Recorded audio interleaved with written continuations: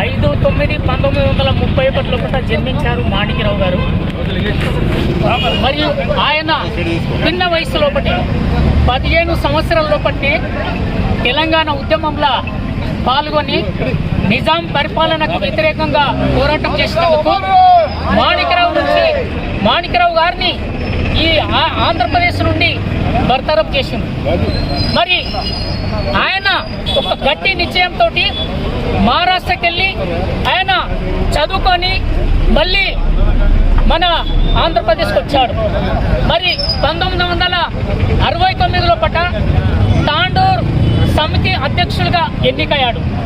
1969 లోపట మరి చెన్నారెడ్డి గారు ఎమ్మెల్యే ఉన్నప్పుడు మరి ఆయన ఇక్కడ రాజీనామా చేసి వెళ్ళిపోయినాక మాణిక్యరావు గారు 69 లోపట మరి అసెంబ్లీ లోపట ఎమ్మెల్యే అయ్యాడు.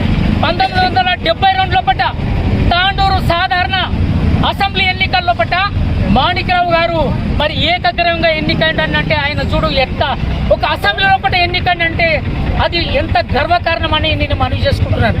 మరి అంతేకాకుండా మాణిక్యరావు గారు సెంట్రల్ జైలు లోపల మరి జైలు జీవితం కూడా గడిపాడు. మాణిక్యరావు గారు ఆయన ఎన్నో కష్టాలు పడ్డాడు. ఆయన మాణిక్యరావు పేరింటే గల్లీ నుండి ఢిల్లీ వరకు గడగడలాడించిన వ్యక్తి ఒక మాణిక్యరావు మహారాజా అని చెప్పి నేను మనవి చేసుకుంటున్నాను.